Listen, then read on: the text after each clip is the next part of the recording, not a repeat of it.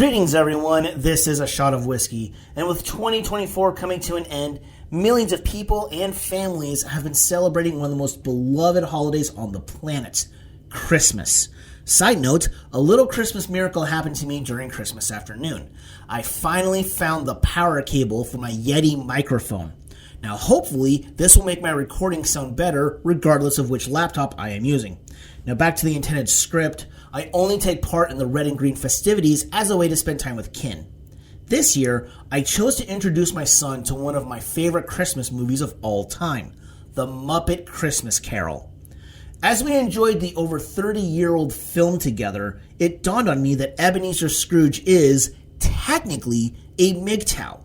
With this revelation, I'd say there are two lessons that can be derived from this. One that is for those who follow the philosophy or are new to it, and the other for those that do not understand it or have an incorrect interpretation of what the philosophy is about.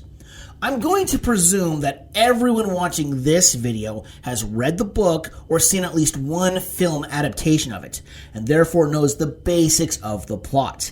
If by some chance you don't, well, tough shit, I'm doing this anyway. During the part of the story where Scrooge is with the ghost of Christmas past, we see that the final memory revisited in most, if not all, film versions of this tale is one where a woman named Belle Fezziwig rips his heart out by terminating their engagement. Now, as a reminder, Scrooge was a young man when this happened. I don't remember if the original ever said how old he was, but I've always imagined he was in his mid, perhaps late 20s.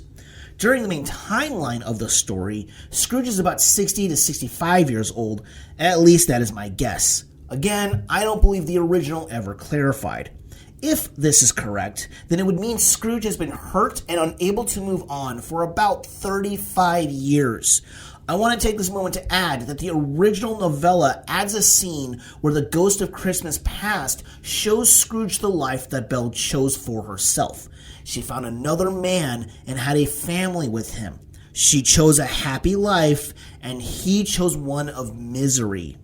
Clearly, the message is to choose happiness. And sure, most would say that this path includes getting married, but as we MGTOW know, or should be able to figure out, this story takes place several decades before the first wave of feminism was ever a thought, let alone evolve to a point that it created several anti-male views, such as the Duluth model and no-fault divorce. We know that marriage is not essential to a life of happiness, but back in the early to mid-19th century, and possibly late 18th, depending on when Scrooge was courting Belle, it was far less likely to be a source of a man's eternal agony. The point for us, brothers, is the need to move on and to find happiness elsewhere. Scrooge chose to continue making money, which isn't a bad thing in itself. However, rather than trying to heal from the hurt of a breakup, he chose to keep that pain, never letting go of what Belle did to him and making his agony one of his primary characteristics. This is one reason why the Muppet version of this story is my all-time favorite Christmas movie, which for those who don't know, the Jim Henson Company chose to cut out the song that personifies this very point, under the guise that the song would bore children, which may or may not be true. Near the end, as Belle closes the song out, Old Man Scrooge stands behind her, singing along until the words reopen the old wound, forcing him to cry tears that he possibly never shed in all these years. He heard her song and held on to those words perfectly, displaying how much they were carved into his heart and soul. I'm going to throw in something that I have included in past videos and discussions, which is the Kubler-Ross grief cycle. Personally, I am more of a fan of the version Turd-Flinging Monkey came up with several years ago. Unfortunately, I can't find it. But let's compare it to the version here, which is the original one, at least as far as I am aware. Denial, to anger, to bargaining, then it moves up to depression before reaching acceptance.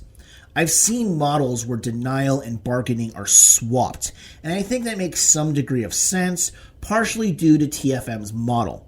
Now, while I don't remember the exact words that he chose, his version went something like this, with the third stage being depression, and moving acceptance to the fourth stage, The fifth stage was improvement. Whether we are angry from the hurt a woman has inflicted on us, or from the realization that marriage is a raw deal for men in the 21st century, or whatever else the case may be, we need to get to a point where the anger is a distant memory and not a characteristic.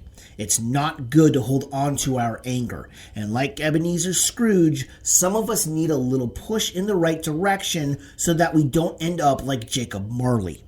Now, for those watching who are not followers of the MGTOW philosophy, I completely understand that you would take this story and even my analysis thus far to say that this proves MGTOW to be wrong on marriage. I'll even throw y'all an extra bone, one provided by the Muppet version.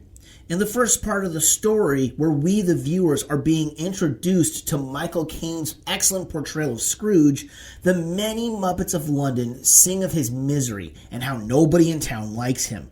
The opening lines go like this. When a cold wind blows, it chills you to the bone. But there's nothing in nature that freezes your heart like years of being alone.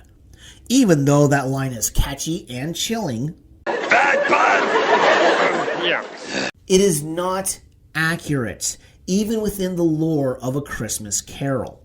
Fast forward to the end, and we see Scrooge is as merry a man as any man can be, thankful to be alive, and to finally know what happiness is. He replaces his past decades of loneliness with present day and future joy, the sin of greed with the blessing of generosity. I have heard many MGTOW critics and haters mention legacies, as if the only possible legacy a man can ever have is one of personal offspring, manufactured within the legal confines of marriage. If you are one of these, then you have no idea what a legacy is, and Ebenezer Scrooge proves that. The legacy his character leaves behind is twofold.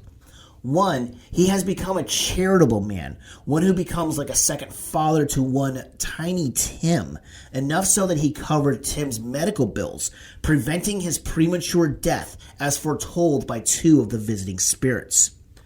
Two, he is a representation that anyone can change for the better, an example of what can be if one chooses the light of life over the darkness of its deficit. Scrooge never marries, even after this reversal of his identity, and he doesn't need to. The story is 181 years old, and there have been many retellings and interpretations, though I'm almost certain that there has never been a scholar who has used it to compare marriage with self-appointed bachelordom. Certainly, I am not a legitimate scholar, but then again, most modern-day scholars are an insult to the term.